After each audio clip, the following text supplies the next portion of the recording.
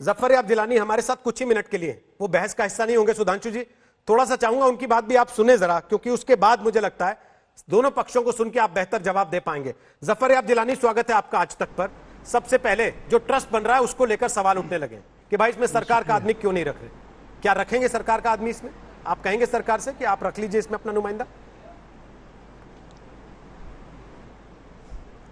देखिए, उस ट्रस्ट में ना मैं शामिल हूँ, ना उसमें मेरा कोई मशवरा है, और ना ही उसको हम सपोर्ट करते हैं।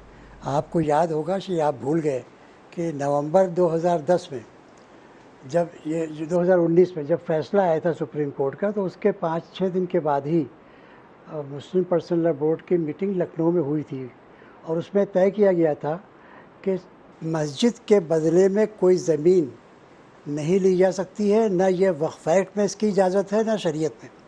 लिहाजा हम सुप्रीम कोर्ट को अप्रोच करें रिव्यू में कि वो अपने इस ऑर्डर को मॉडिफाई करे और जहाँ मस्जिद है वही जगह मुसलमानों को दे। लेकिन सुप्रीम कोर्ट ने हमारे रिव्यू को खारिज कर दिया, तो वो मसला ख़त्म हो गया। तो हमने तो उसी वक्त ये वाज़ेह कर दिया था कि मस्जिद के बदले में ज़मीन ली जा सकती है। तो अब किसी ट्रस्ट का उस ज़मीन के लिए कोई बनना या ना बनना हमारे लिए तो इमेटीरियल है। तो उस हम तो ट्रस्ट समझते हैं और कि वो उस जमीन से कोई जफर याब जिलानी का कोई लेना देना नहीं है, या मुस्लिम पर्सनल लॉ बोर्ड का भी कोई लेना देना नहीं है? कोई लेना देना नहीं है आपका कोई लेना या बोर्ड का? जी हाँ, न बोर्ड का है न मेरा है, एक्शन कमेटी का भी नहीं है, न पर्सनल लॉ बोर्ड का है। ये बोर्ड भी वाजे कर चुका है, एक्शन कमेटी भी वाजे कर चुकी है। तो उस ट्रस्ट में अगर सरकार की तरफ से कोई आदमी शामिल होता है, मस्जिद बने या तो आपको कोई दिक्कत नहीं है, क्योंकि आपका कोई लेना देना नहीं। मैं तो उस ट्रस्ट को ही जब उस एक्ट के मुताबिक नहीं समझ रहा हूँ, क्योंकि वक्फ एक्ट जो है वो वक्फ के इंतज़ाम के लिए बना है, वक्फ एक्ट ट्रस्ट के इंतज़ाम के लिए नहीं बना है। तो जब हम उसको वक्फ एक्ट के बियॉन्ड समझ रहे हैं ट्रस्ट को ही, तो उसमें हमारा दखल क्या है? तो हमारी राय का भी कोई उसमें वजन नहीं। तो इसका मतलब जो मस्जिद प्लान हो रही है कि वो किसको शामिल करें किसको ना शामिल करें, जो मस्जिद प्लान हो रही है वो किसी की निजी संपत्ति कही जा सकती है। बोर्ड सोच रहा है, हम उस मस्जिद से नहीं, हमारा उससे कोई ताल्लुक़ नहीं। मस्जिद में मुसलमान जाएंगे नमाज़ पढ़ने कि नहीं जाएंगे, ये मुसलमान तय करेंगे वहाँ के मकामी। लेकिन हम उसके बारे में कोई राय नहीं देना चाहते, क्योंकि हमारा उससे कोई ताल्लुक़ नहीं। हम पहले अपने आप को बता चुके हैं कि मस्जिद के बदले में ज़मीन नहीं ली जा सकती, और हम नहीं ले रहे हैं। और आपका तो उस पर हमसे क्यों रिकमेंड पूछ रहे हैं? इस पर भी आपका कोई कुछ कहना नहीं कि इसका नाम बाबरी मस्जिद रखें ना रखें, या कुछ और रख दें?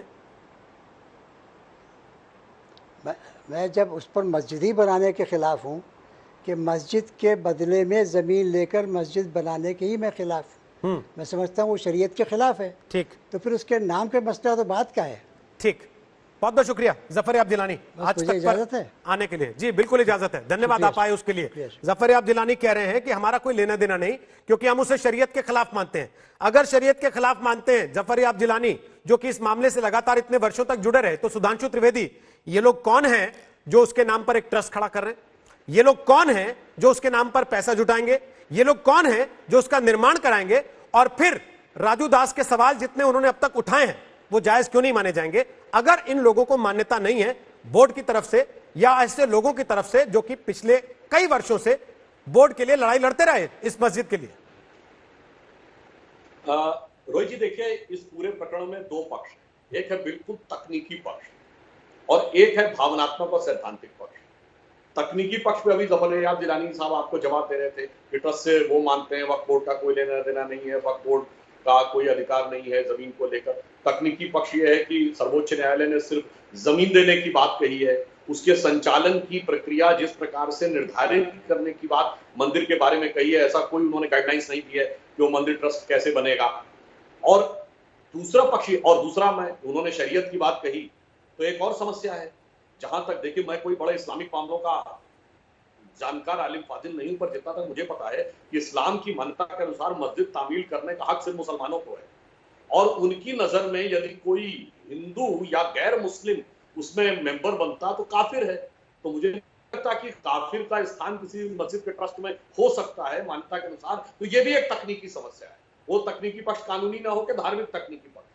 अब आप आइए भावनात्मक पक्ष के ऊपर या सैद्धांतिक पक्ष। जैसा कि अभी महंत जी ने कहा ओवैसी के बारे में, तो भाई ओवैसी जी जो बोलते हैं, तो यदि उनके दिल में इतनी टीस है तथाकथित बाबरी मस्जिद को लेकर, क्योंकि पहली बात तो यह है कि 1937 के बाद से रेगुलर नमाज बंद थी और 1949 से लेकर 1992 43 साल वहां बाकायदा मूर्ति रखकर पूजा हो रही थी, तो वो किसी भी इस्लामिक तरीके से वो मस्जिद नहीं रह गई थी। फिर भी अगर उनको ऐसा लगता है कि वो ढांचा उनके भावना के अनुरूप था, तो ईमानदारी से जितने सैकड़ों हजारों मंदिरों का उल्लेख है जो तोड़ के मस्जिद बनाई गई, और ओवैसी साहब से हम कोई संघी भाजपाई की बात नहीं कह रहे हैं जनाब। आईने अकबरी में जो अकबर ने लिखा, तज्जुके फिरोज शाही और फतवते फिरोज शाही में जो फिरोज शाह तुगलक ने लिखा, जो तज्जुके बाबरी में बाबर ने लिखा, जो शाहनामा और जहांगीर उन मस्जिदों के बारे में भी कह दे हाँ साहब ये तोड़ के बनाई गई, हम भी ये कहेंगे कि ये मंदिर था तोड़ के बनाया गया। और चलो वो इतिहास में न जाना चाहे तो जितने मंदिर अभी पिछले 25-30 साल में कश्मीर में तोड़े गए अथवा बरपेटा से लेके मालदा से लेके केरल के अंदर घटनाएं हुई, उन पे भी कह दें हाँ साहब हम बिल्कुल उसके भी साथ हैं, पाकिस्तान बांग्लादेश तो छोड़ दें,